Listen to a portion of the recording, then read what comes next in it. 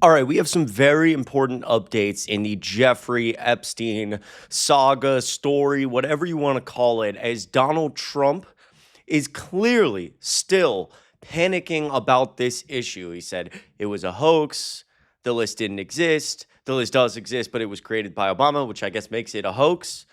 Pam Bondi had the list, and then she didn't have the list, and someone has the list. There's no list. No one ever even talked about a list. Is that confusing? Because it's pretty confusing. And we're going to walk through some new details because it appears the Department of Justice is covering up what is going on, specifically with two new associates. Let's get into all of this really quickly. My name is Chris Mowrey. I'm filling in for Adam Mockler on the Adam Mockler channel. If you enjoy this type of content, the link to my YouTube channel will be in the description down below. I'm about to hit 80,000 subscribers. I appreciate each and every one of you so much. And on this channel, the Adam Mockler channel, like I always say, we're trying to build something big to punch back against MAGA media, uplifting Gen Z voices on this channel. Working hard to get as many videos out every single day as we can to debunk a lot of the MAGA lies. And if you want to help us grow this community, be a part of this growing community moving into 2026, 2028, all you have to do is hit subscribe down below. We appreciate you so much. Let's start with this clip of Donald Trump talking to a reporter who's asking him a question about the Epstein files. Listen to this very closely. Your Justice Department is also sending some of the Epstein files over to the House Oversight Committee today. Are you in support of them releasing all of them? Keeping it open.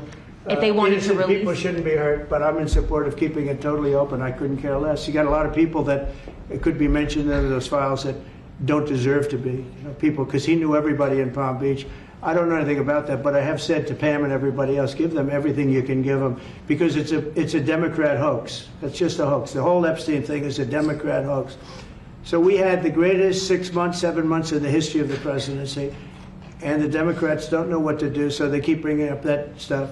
But it affected them. Bill Clinton was on his plane and went to the island supposedly 28 times. I don't want to bring that up, frankly.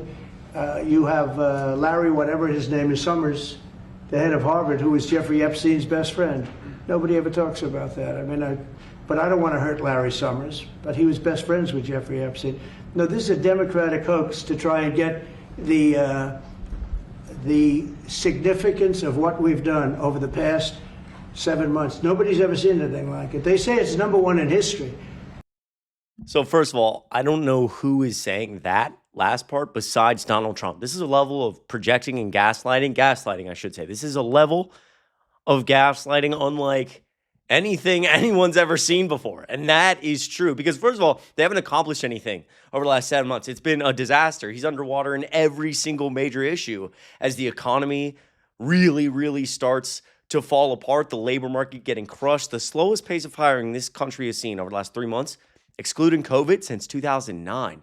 Nobody can find a job. Inflation is rising. Consumer confidence is collapsing. The big, beautiful bill adding trillions of dollars to the deficit. I could go on. That's just one issue, immigration. But furthermore, Donald Trump says in this clip specifically that people, if these files are released, there's names on the files that could hurt people, which to some extent it is true. Right? And this has been talked about since the arrest of Jeffrey Epstein, a lot of these revelations. But it's also interesting because just in the last 24, 48 hours here as they make this video, the Department of Justice asked a judge to keep names of 2 Epstein associates secret. The Department of Justice has asked a federal judge to withhold the names of 2 Jeffrey Epstein associates who received a combined $350,000 from him in 2018. NBC News said that it filed a motion to unseal the names of the associates, but is facing pushback from the Department of Justice, which has requested that the names remain confidential. Remember, I would argue most times in modern American history, the DOJ has been largely independent from the president, right? But when Donald Trump comes in office, Project 2025, the argument of unitary executive theory, now the Department of Justice is really hyper-politicized. In fact, you have to be loyal to the president to work at the Department of Justice. It's a political arm to the president, unlike anything we've ever seen before. And so, is this really to protect the American people or provide justice, or is it to protect Donald Trump. The mystery associates reportedly received the payments, one for $100,000, the other for $250,000, days after a Miami Herald investigation renewed scrutiny of a plea deal the convicted pedophile received a decade earlier in 2008. NBC News reports that the associates were described as, quote, co-conspirators in his arrest for soliciting sex from a teenager. I also remind you, Donald Trump has so disgustingly, I can't reiterate this enough, disgustingly said that one of the most well-known Jeffrey Epstein victims, Virginia Giuffre, he basically confirmed a few weeks ago, I'm sure you heard about it, that she was working at the spa at Mar-a-Lago. That's where she met Ghislaine Maxwell. And that Jeffrey Epstein, quote, stole her from him, which is just such disgusting language to use about any human being. This is an underage girl working at a spa. Jeffrey Epstein stole her. So co-conspirators here? I don't know, right? Interesting. The network reported that the names were sealed as, quote, as part of the plea agreement and included a promise that the duo would not be prosecuted. Very, very interesting. The associates are reportedly named repeatedly in stories by the Herald, but it remains unclear who they are. Prosecutors wrote in a filing that the payments may be evidence of, quote, efforts to influence witnesses. NBC News again requested that the names be unsealed in July, and U.S. District Judge Richard Berman sent a deadline of September 5th for the DOJ to respond, which it met with a letter from Jay Clayton of the Southern District of New York. Clayton was formerly the chair of the SEC during President Donald Trump's first term and was later appointed as a U.S. attorney by the president. He wrote in his letter, Individual 1 and Individual 2 are uncharged third parties who have not waived their privacy interests. Indeed, both Individual 1 and Individual 2 have expressly objected to the unsealing of their names and personal identifying information in the July 2019 letter. Very, very interesting. While this is happening, all of this is happening, Mike Johnson giving an interview to somebody at the press where he seems to suggest that Donald Trump is actually an FBI informant in all of this, that he was working to take down Jeffrey Epstein. That is not a lie. Take a listen to this. Terrible, unspeakable evil. He believes that himself. When he first heard the rumor, he kicked him out of Mar-a-Lago. He was an FBI informant to try to take this stuff down. The president knows and has great sympathy for the women who have suffered. He's an FBI informant. Okay, so I just want to follow through with a few things here. First of all, at the end of that, he says Donald Trump has great sympathy for the women who have suffered. No, the hell he doesn't, right? This is a man, just setting aside what the disgusting things he said about the people related to Jeffrey Epstein, the fact that he was best friends with Jeffrey Epstein, the horrible, atrocious things he said about women. This is someone who's been found liable of sexual abuse, liable of defamation, and defamation again against the woman he's sexually abused, somebody who's always said disgusting, gross things about women and has well over 25 sexual assault allegations. So Donald Trump doesn't care about anybody but himself, especially not women. But let me back up. We're talking about files that existed, files that didn't exist, files that then again, they existed again. We're going to release them soon. Actually, never mind. They're a complete Democrat hoax. So the files do exist, but they're fake. They were planted by Democrats. And now we're back to, I swear we're just working to release all the files that are hoax files, but have important information that could get other people like Democrats hurt. Confusing. And then we add on a layer where the DOJ is saying we're not going to release the names of these two associates who were reportedly co-conspirators to all of this, who got paid big money to keep their mouth quiet. And Mike Johnson adding in a third, fourth, fifth curveball, saying actually Donald Trump was an FBI informant. So, of course, MAGA ran with this very clear, understandable information. Donald Trump, the guy who brags nonstop about how he's the savior of the world, the narcissist who somehow forgot to mention that he took down a giant pedophile ring, right? Does that sound reasonable to you? Not at all. Also, Donald Trump is far too stupid to be an FBI informant. So we have Benny Johnson with this new revelation. It's become clear that President Trump is the undisputed hero in the Epstein saga. Speaker Johnson confirmed that Trump served as an FBI informant, taking direct action against Jeffrey Epstein, one of the world's most dangerous pedophiles and sex traffickers. You actually have to be, I genuinely mean this, not to be harsh, delusional to believe this. And you see, again, the cult lining up and just following behind anything. It's insane that these same people said, if you vote for Trump, we'll release the Epstein files and get all these dangerous names out there. And now we're at the point where we're not going to release the Epstein files because they're fake. And Donald Trump, the reason he's always photographed with Jeffrey Epstein is because Trump was working against him for 20 years. At private events at Mar-a-Lago, in a Victoria's Secret event, in his wedding. Really? Absurdity. Absurdity. Let me take you quickly to this. I'm going to add a couple more details here and wrap it up. Because here's the thing.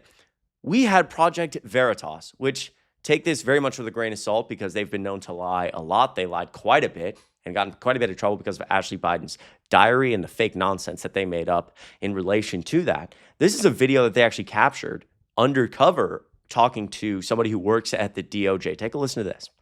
Well, those files do exist. Yeah, thousands and thousands of pages of files. They'll redact every Republican or conservative person in those files, leave all the liberal, Democratic people in those files.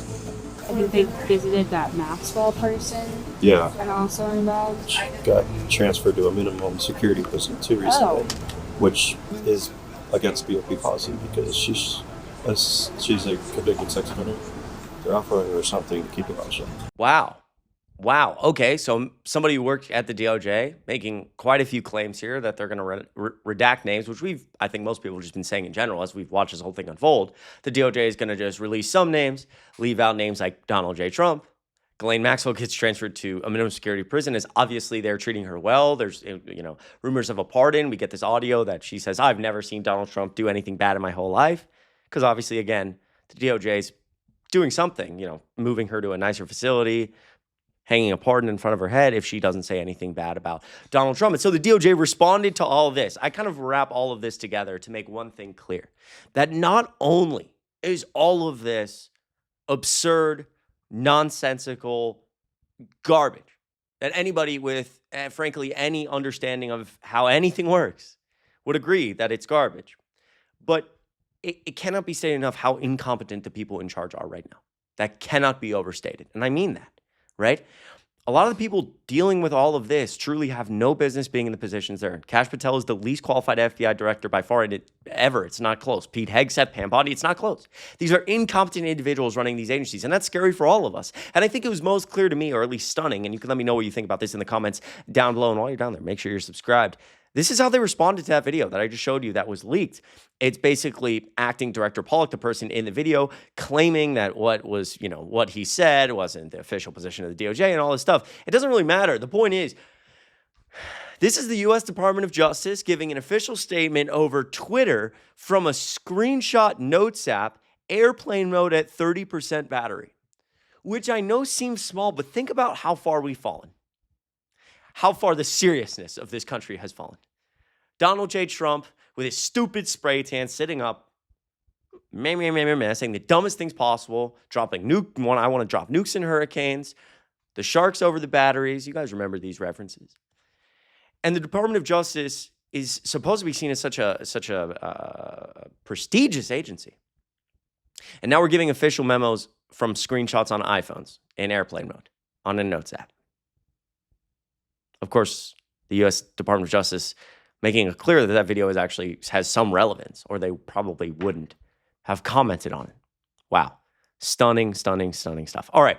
Lastly, before we wrap up here, I want to play some words from the press conference of the Epstein survivors. So many people have shown such bravery, such courage to speak out against this. I want to play just 2 minutes of the words here from one of the Jeffrey Epstein survivors that are incredibly, incredibly moving. And so many people deserve justice here. The Trump administration needs to do the right thing, and they also need to know politically. Unfortunately, this shouldn't be about politics, but all Donald Trump understands is politics. He doesn't care about human beings. He cares about what can hurt him politically. And right now, this is crushing him politically. And so they need to be aware of that. So make sure you share this video. Let your MAGA friends and family know. But also, I think, for most of you watching with some type of empathy or morality, I want you to take a listen to this. Epstein surrounded himself, with the most powerful leaders of our country and the world. He abused not only me, but countless others, and everyone seemed to look away. The truth is, Epstein had a free pass. He bragged about his powerful friends, including our current president, Donald Trump. It was his biggest brag, actually. And while what I endured will haunt me forever, I live every day with PTSD. I live as a mother trying to raise my child while distrusting a world that has betrayed me. This kind of trauma never leaves you. It breaks families apart. It shapes the way we see everyone around us. But one thing is certain, unless we learn from this history, monsters like Epstein will rise again. There are files, government files, that hold the truth about Epstein, who he knew, who owed him, who protected him, and why he was allowed to operate for so long without consequence. Why was Maxwell the only one held accountable when so many others played a role? Why does the government hide this information from the public? This secrecy is not protection, it's complicity. And as long as the truth is buried, justice will remain out of reach. That is why this bill matters. Passing it will, bless you, ensure that the suffering of survivors is not in vain. Passing it will bring accountability, transparency, and prevention. It will help protect the next generation of predators who seek to place themselves above the law through wealth, influence, and connections. This is not just my story. It is about every survivor who carries invisible scars. It's about the weight we live with daily. It is about the families broken and the future stolen.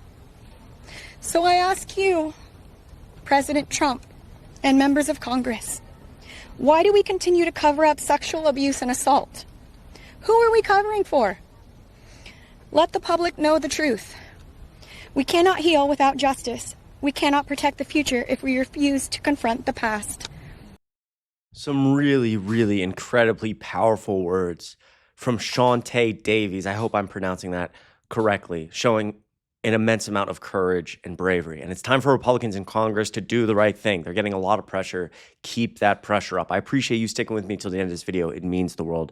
Once again, my name is Chris Mowrey, filling in for Adam Mockler on the Adam Mockler channel. Make sure you like down below, subscribe as well, and you can find the link to my YouTube channel in the description down below. Have a great rest of your week, and I will see you in the next video.